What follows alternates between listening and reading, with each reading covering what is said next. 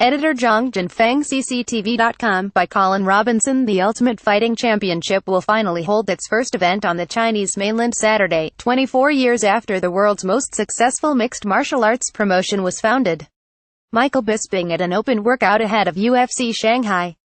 Photo credit 2017 Brandon Mangashufa LLC. With a big opportunity to establish itself here, the UFC has chosen the Mercedes-Benz Arena in Shanghai for its debut and is bringing a card with a strong local presence. The 12-fight event features 8 Chinese fighters who will get the backing of their home crowd at the 18,000-seat venue. The importance of the Shanghai event is not lost on British fighter Michael "The Count" Bisping, who has fought on 5 continents over his 11-year career with the UFC. A former middleweight 185-pounds champion, Bisping will be bringing international star power to Saturday night's show, where he faces US up-and-comer Kelvin Gastelum, another of the division's top 10 fighters, in the main event. "It's a very significant event," Bisping said. "There's a steep history of martial arts in China. The UFC being the flag bearer of mixed martial arts, it's long overdue, so I'm very proud to be in the main event." Change of plans. Just 2 weeks ago, Gastelum was preparing to fight another former champion, Anderson Silva. But on November 10th, the UFC announced that the Brazilian had failed a drug test for the second time in his career. Silva was immediately pulled from the event, and the search was on for his replacement. Enter Bisping fresh off a devastating loss earlier this month, where he was strangled unconscious and had to give up his middleweight belt to Canadian superstar Georges St-Pierre. Bisping was an unlikely, but not altogether surprising, choice. Bisping is a divisive figure among MMA fans, but his bouts tend to be memorable and draw high ratings. His fight with St-Pierre was at the top of a much-hyped pay-per-view bill at Madison Square Garden, which pulled in a reported 875,000 PPV sales in North America alone. His notoriety and willingness to take fights at short notice made him the ideal candidate to replace Silva. Within 24 hours of Gastelum learning that his fight with Silva was off, news that the American said made him feel sick to his stomach, Bisping had already agreed to step in. A day later, it was official: Bisping would fight Gastelum just 21 days after being choked out by St-Pierre. Higher stakes though. Bisping is a late replacement. This fight may be even bigger than the original main event.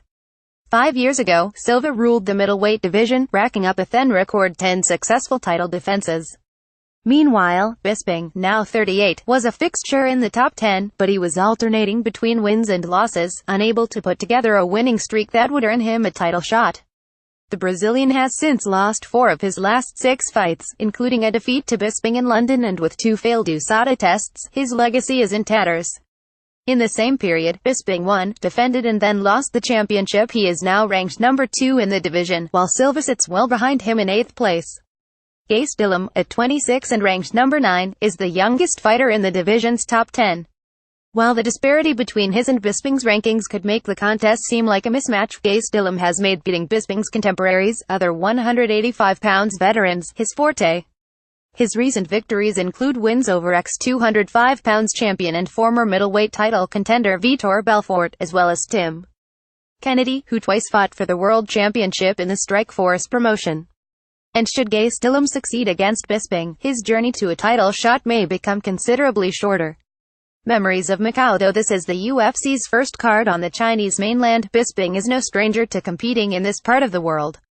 The veteran fighter also headlined in the promotion's 3rd event in Macau, a special administrative region of China, back in August 2014, where he beat Kung La, a Vietnamese-born American kickboxer. Bisping has fond memories of that event, calling it one of the highlights of his career. "La was throwing spinning kicks, and I was throwing spinning back kicks, and we were in Macau. I felt like I was in a real-life blood sport," he said. "It was a cool experience. The crowd were fantastic, a lot of energy, a lot of respect." As well as the events in Macau, the promotion has been taking steps to increase its profile on the mainland in the past few years. Its reality show The Ultimate Fighter China aired on Liaoning Television from 2013 to 2014, and in 2016, the UFC signed a 5-year exclusive rights agreement with a Chinese sports media provider. Announced in July, Saturday night's card represents many firsts for the UFC, including its first female Chinese fighters, Yan Xiaonan and Yanan Wu. Meanwhile, co-main event competitor Leva Leach Jing Liang has an opportunity to continue his rise up the welterweight 170-pounds division when he takes on Zach Otto of the US. "That fight in Macau went my way, and I'm hoping Saturday night will be more of that," Bisping said. "I'm hoping Saturday will top it.